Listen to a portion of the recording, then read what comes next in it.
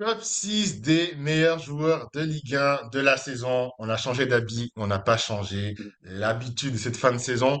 On va classer en fonction des étoiles, hein. Vous savez, on aime bien Yes. manger, on aime bien la culture culinaire. Donc, on va parler des étoiles Michelin. 3 étoiles, 2 étoiles, 1 étoile. Si tu veux rappeler le concept un petit peu JB avant qu'on commence, libre à Ouais, toi.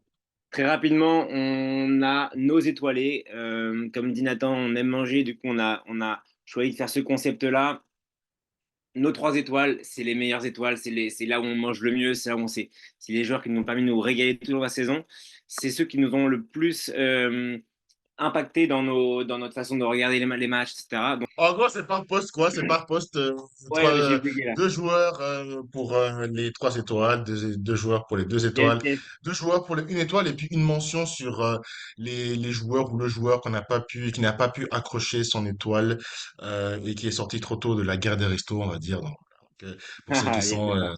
ceux qui sont des pros de Top Chef, ils auront compris. On a parlé du coup des gardiens, des défenseurs centraux et des latéraux.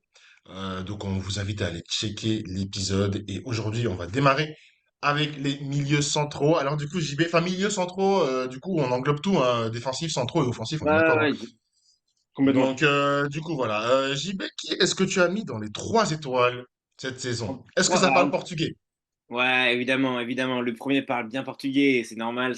On en parle depuis. Je fais ma propagande depuis quelques temps maintenant. Vitinha, Tu bien m'as sûr, eu, mon tu m'as numéro. converti, tu m'as converti.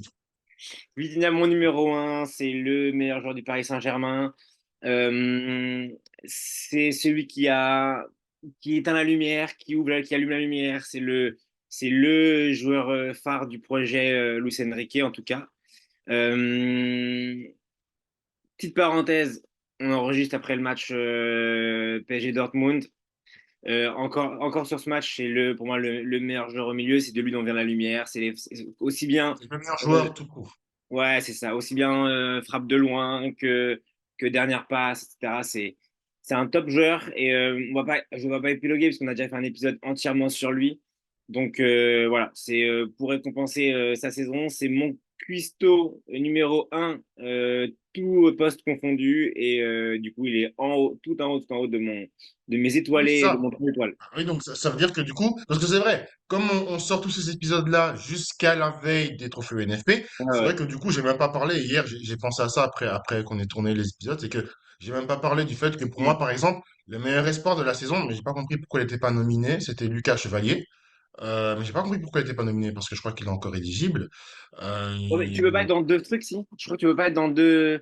Si, parce que Kylian a gagné espoir Ok, et bah meilleur voilà. joueur de la saison. Donc, C'est j'ai incohérent, pas mais. compris. Mais oui, donc du coup, ces épisodes sont aussi l'occasion Mm. de nommer, d'élire nos joueurs particuliers. Et c'est vrai que bah, du coup, pour toi, le meilleur joueur de la saison 2023-2024 est celui qui n'a pas été nominé par les trophées NFP, c'est Vitinha. Exactement.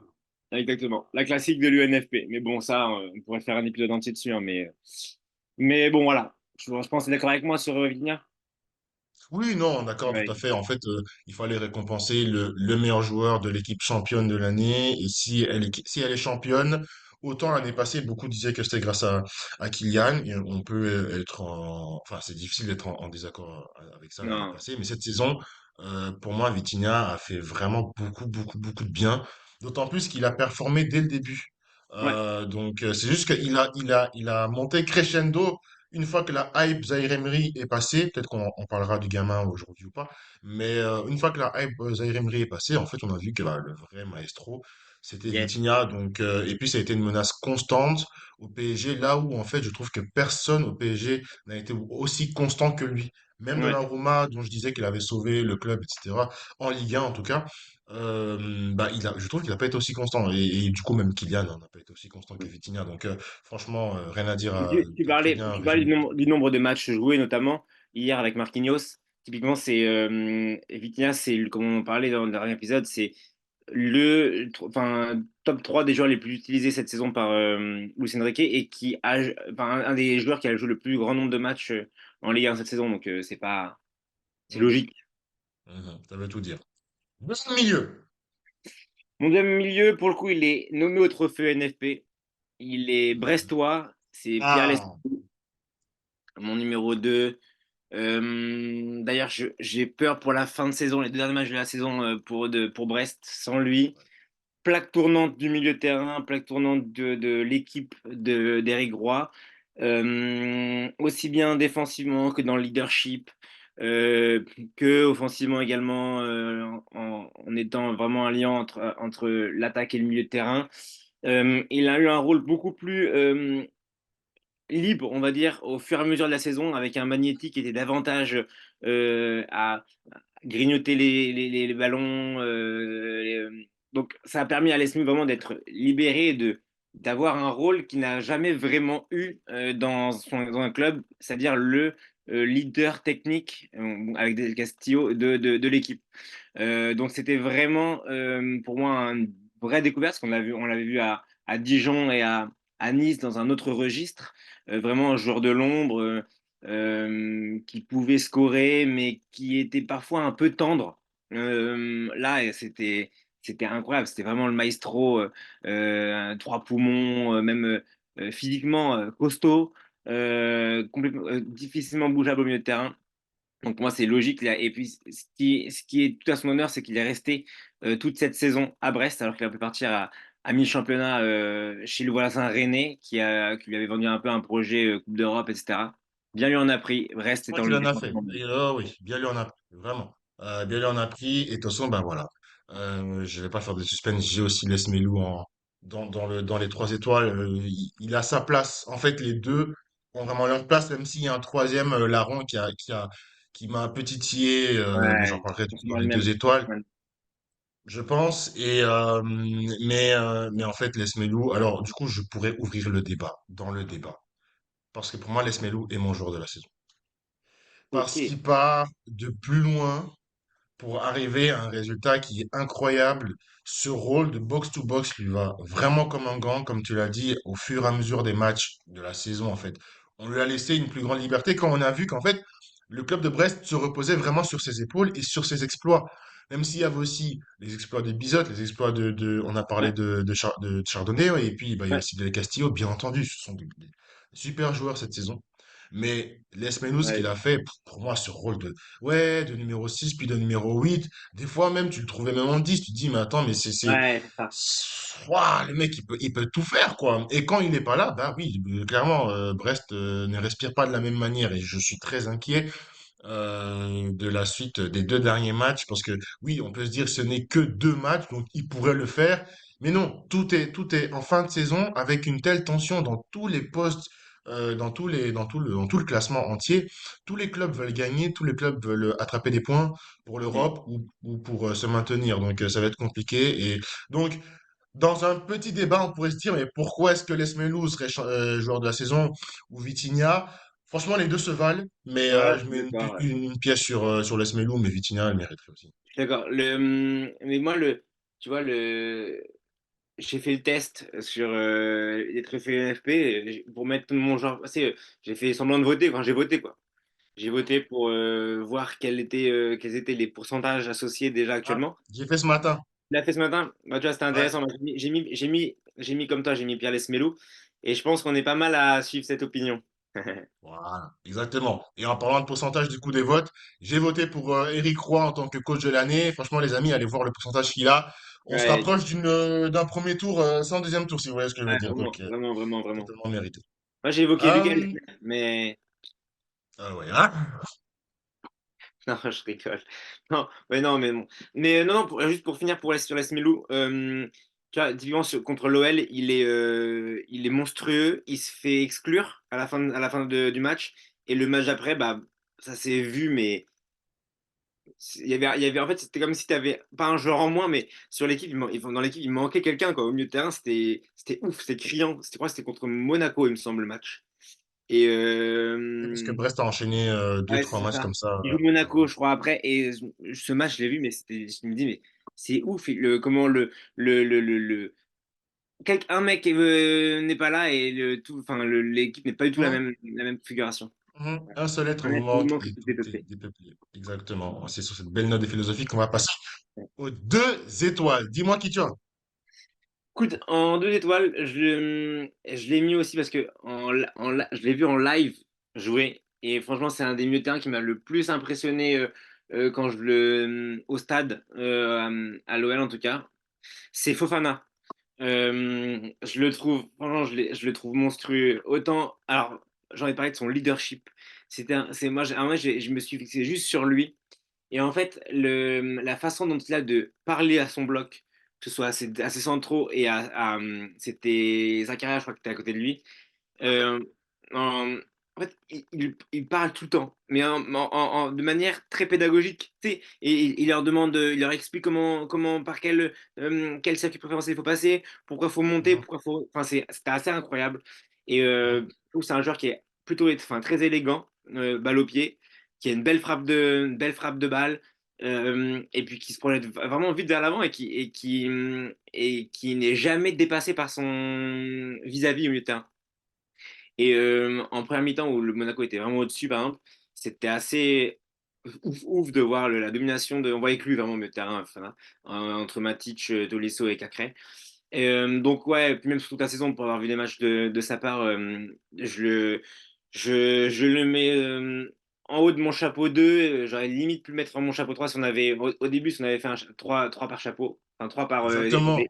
Voilà. En réalité, Fofana, c'est un milieu 3 étoiles. Ouais, bien sûr. C'est comme on dit en anglais, c'est un faux ami. C'est un mec, en fait, il a rien à faire dans cette colonne-là. Mais effectivement, Fofana, parlais de box-to-box avec les Smelou, ben, voilà ton box-to-box. Hein, parce que franchement, défensivement et en projection offensive, moi j'ai beaucoup aimé sa saison à ce niveau-là. Et aussi, j'ai Ouais. beaucoup aimé son partenariat, on va dire, avec Zakaria, l'ancien de Chelsea, enfin celui qui appartient à Chelsea, qui franchement a pu aussi être bonifié grâce à la présence de Fofana qui colmate les brèches, qui est tout le temps là.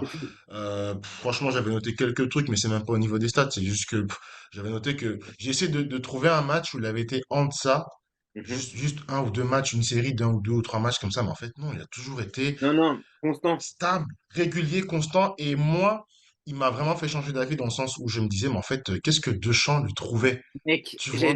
tu me sors le mot de la bouche, j'attendais que tu finisses pour te dire la même chose. Ouais, je vois la sélection, je dis, mais j'ai l'impression que Deschamps ne. C'est logique et normal pour Deschamps de prendre Fofana jusqu'à ces deux dernières sélections, enfin, je veux dire, ces Ouais, deux derniers appels en sélection où il a mis tout le monde d'accord. Et il a mis tout le monde d'accord. Et en fait, c'est la continuité de sa saison, où d'ailleurs, il a jamais autant scoré. Je j'ai pas regardé ses stats en passe décisive, mais il a jamais autant scoré parce qu'il est beaucoup plus à l'aise. C'est le patron, pour ouais, moi, de vraiment, Monaco. C'est vraiment. clair et net. Et je l'ai pas vu jouer, enfin, je l'ai pas vu jouer dans un stade, mais Ouais. je, je, je, je ne peux que croire ta description quand tu dis que c'est un métronome, un leader vocal et du coup un leader technique aussi. Mais à Monaco, je pense que cette saison, ils ont été bien vernis avec pas mal de joueurs, de leaders techniques. On en reparlera peut-être dans un autre épisode. Yes. D'ailleurs, Euh, petite parenthèse, si, enfin, l'année prochaine, viens voir un match avec moi à l'OL, ce sera avec grand plaisir. avec grand plaisir. Avec grand plaisir, je viendrai sans souci. On fera Ce sera une belle un cause. petit épisode spécial. Ah ouais, ouais, magnifique. On fera un live et tout. Ouais, aucun problème. Aucun problème. Euh, ouais, et ouais, c'est bon. Je pense que j'allais dire un autre truc sur Fofana, mais en fait, c'est bon. Deuxième milieu de terrain. Deuxième milieu de terrain, écoute, moi c'est un joueur que j'aime plutôt bien. Je trouve, c'est le milieu de terrain moderne, c'est Angel Gomez. Ah, Euh, ouais, parce que il peut, en fait, il est, comment te dire? Déjà il me semble que c'est les top 3 au milieu, enfin au tableau des meilleurs passeurs du championnat. passe décisive. Ouais, avec Ouais, cette passe, il est juste exactement. en dessous Alors de que Vela. c'est un milieu qui n'est pas forcément tourné uniquement vers l'offensive. C'est-à-dire que c'est un joueur qui peut jouer aussi bien quand Benjamin André n'est pas là, aussi bien à son poste vraiment de joueur un peu du devoir, etc. Mais Mhm, qui se projette hyper rapidement vers l'avant et contre, typiquement, c'est encore frais parce que lundi ils ont joué contre, pareil, contre bien le sûr. Lille a joué contre Lyon. Et ben c'était assez criant de voir la projection hyper rapide du joueur et ça a posé énormément de problèmes à Matic et au milieu de terrain qui voulait se projeter assez rapidement et laisser Cacré plus sur le couloir en 6. Et en fait, il a été obligé de reculer parce que Angel Gomez a tendance à vraiment porter le ballon pour créer un décalage avec ses attaquants. Donc c'est vraiment un joueur que j'aime particulièrement. Et comme tu dis, je te disais, il a vraiment tout du milieu de terrain ultra moderne, rapide, vif, technique et très technique. Et puis surtout, c'est un milieu de terrain, petite mention pour Verratti, qui est décisif. Ah, voilà, la petite pique habituelle pour Marco, bien sûr, on s'en lâche jamais. Voilà, écoute-moi, je n'ai pas Angel Gomez, j'ai mis Maxence Cacré. Ok, ah ouais. En fait, si j'ai mis Maxence Cacré, c'est parce qu'une fois que Matic est venu, Mhm. le mec s'est libéré. Et quand Maxence Cacré s'est libéré, on a vu tout son talent. Ok. Le joueur qui a une vista comme Maxence Cacré en Ligue 1, franchement, j'attends de voir. Je dis pas qu'il y en a pas, parce que je pourrais très bien citer Savanier, je pourrais très bien citer d'autres personnes. Mais je trouve que j'ai essayé de réfléchir en fait pendant pour créer tous ces chapeaux là entre gardien et attaquant. Et quand j'ai essayé de réfléchir, j'ai fait club par club, et quand j'ai essayé de réfléchir au club de Lyon, je me suis dit, mais en fait, c'est grâce à qui sur le terrain? Parce que Ouais, bien sûr, Pierre Sage, c'est l'architecte, mais je n'aurais pas le classer ici. Mais c'est qui sur le terrain qui est je vais pas dire son relais vocal, je suppose que c'est Alexandre, parce que c'est un général, donc ouais, voilà, c'est un leader. Mais Alexandre, il fait pas tout. Il y a des gens derrière, il y a d'autres personnes qui sont là, qui sont en train de construire le club. Et j'ai l'impression que pour moi, le joueur au-delà d'Alexandre, le joueur qui permet aussi cette remontée-là, alors j'en ai un autre, peut-être que je vais le citer certainement, mais Maxence Crécré, à sa place, ouais, ouais, ouais, ouais, ouais, ouais. Le c'est problème, Maitland c'est... Niles. Ouais, ouais, bien sûr, ouais. Non, mais Voilà. vraiment, bien sûr, c'est la Oui, vérité. non, il est bon, ouais, il est bon. Il est bon, c'est vrai, il aurait pu rentrer. C'est vrai que pour ceux vous l'avez vu, je l'ai pas mis dans mes 3 étoiles, ni 2 étoiles, ni une étoile, mais je trouve que Cacré, ouah, c'est... Ok, Matic, il est là pour défendre et pour rapporter de l'équilibre. Tolisso, il retrouve des couleurs, même si on est très loin du Ouais, Tolisso Prime, hein. Mais il y en a un autre qui est là et qui permet à l'OL de très bien jouer. Puisque l'OL joue plutôt ouais. bien, de quand même bien jouer. Et c'est pas Alexandre qui permet de bien jouer. Pour moi, c'est Cacré. Donc, il fallait que je le mette et je l'ai mis. Puis, je suis d'accord avec toi parce que c'est la première, en gros, la première sortie de balle, elle vient de lui. C'est-à-dire que c'est lui Hmm. qui récupère les ballons devant la défense et qui relance soit court, soit long. Mais c'est un. Et puis, en fait, dans les petits espaces, il arrive toujours à se dépatouiller pour sortir par exemple, d'un double marquage. Ou, vraiment, je suis d'accord avec toi. C'est un top joueur, Maxence. Intrinsèquement, je ne pouvais pas ne pas le mettre, en fait. Ouais, Intrinsèquement, Cacré, c'est vraiment fort. ouais, je suis d'accord avec toi. Je suis d'accord avec toi. On passe sur une étoile, pour finir. J'étais obligé. J'étais obligé. Voilà. TJ Savanier. Ah oui. Eh ouais, petite stat que voilà. Le tireur de penalty, En ça c'est cumulé, juste pour... en cumulé, 15 buts et passes décisives en tout cumulé, bien évidemment. Je crois que c'est 7 pénaltys qu'il met, mais il faut les mettre. Il rate très peu de buts. Vous avez vu le Comme but Bourigeaud. Ouais, comme Bourigeaud, c'est exactement la même. Alors, à une stade près. À une stade près.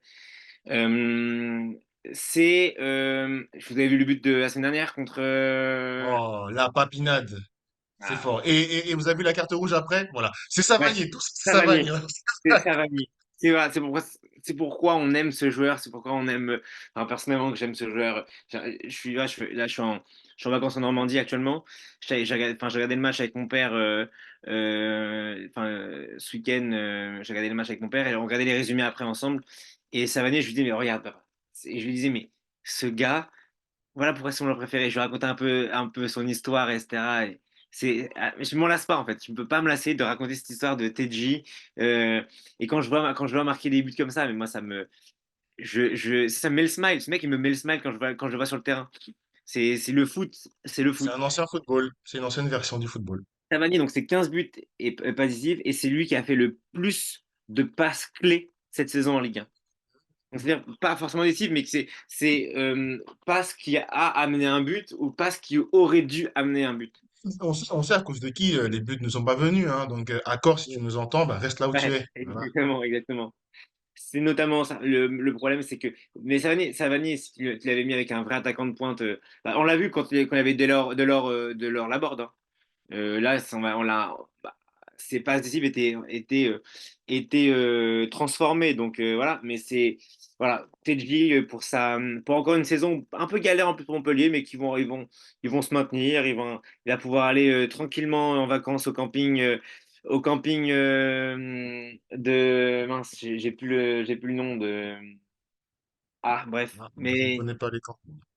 Non, non, non, mais dans l'épisode, il en avait parlé sur Amazon, mais bref, c'est. Ah ouais? Ouais, Ok. ouais, ouais, il passe ses vacances au camping de. Purée, c'est à côté de Montpellier. Euh, Bref, mais il passe là-bas. En gros, il lui demande pourquoi tu vas pas en vacances à Dubaï, etc. Mais non, mais moi je vais pas aller à Dubaï en vacances, mes enfants. Je veux qu'ils se plaisent. Et là où ils sont mieux, c'est au camping. C'est à 15 minutes de chez lui, le camping. Et en gros, il va avec tous les cousins, etc. Et du coup, il dit, bah, au moins, il s'est avec tous leurs cousins à la piscine, etc. Je préfère qu'ils soient là-bas qu'ils se fassent rien à Dubaï. Voilà, c'était J. C'est du TJ complètement à 100%. Et ton deuxième du coup? Mon deuxième, c'est un autre Brestois. J'en ai un peu parlé. Ouais, en fait, je voulais récompenser un homme vraiment de l'ombre. C'est vraiment le mec de l'ombre. C'est Hugo Magnetti. Pour le coup, j'ai vraiment aimé sa saison. Dans c'est le joueur un peu qui ramasse les miettes et qui en fait du pain, Mhm. je veux dire. C'est Mhm.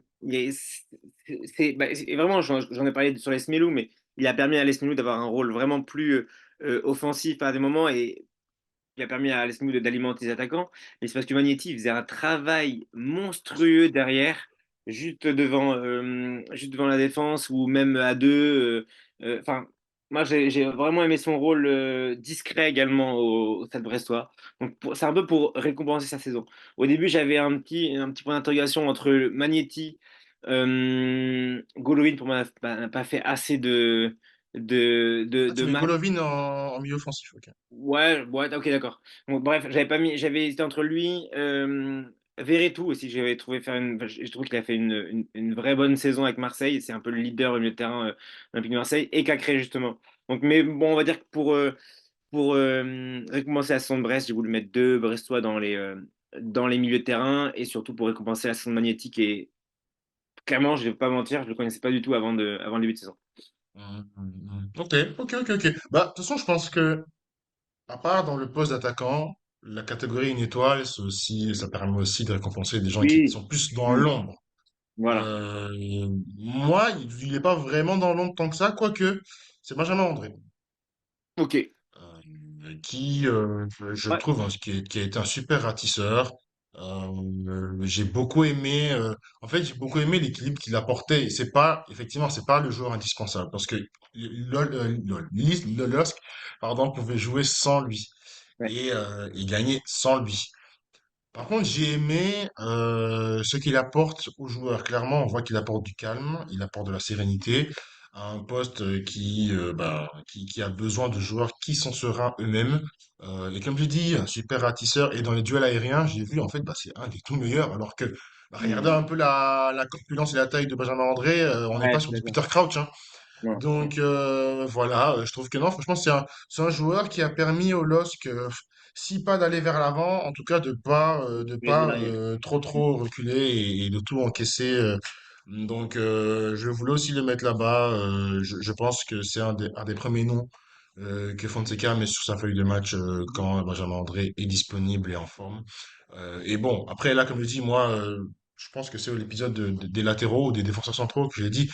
Ce qui se passe en Coupe d'Europe, je compte pas du tout. Mais par Oui, contre, oui, j'ai on est bien d'accord. aimé le fait que il s'est donné à fond quand il était complètement blessé. Je crois, il avait, je sais pas si c'était un claquage, je sais plus.